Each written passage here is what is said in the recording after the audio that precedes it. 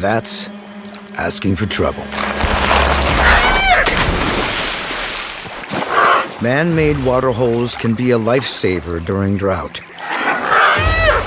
But they can also be a death trap.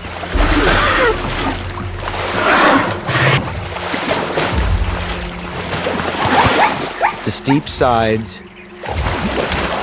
mean even adults struggle to get out.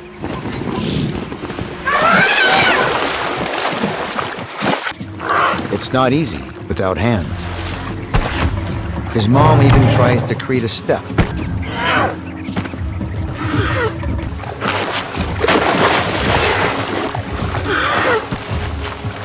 His whole family comes to the rescue.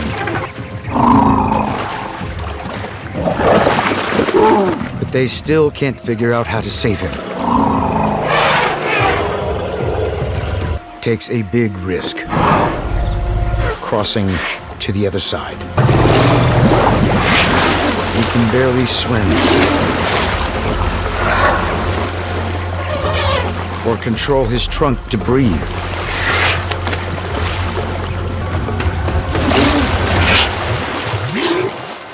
Finally, his trust in Mom pays off. Almost there.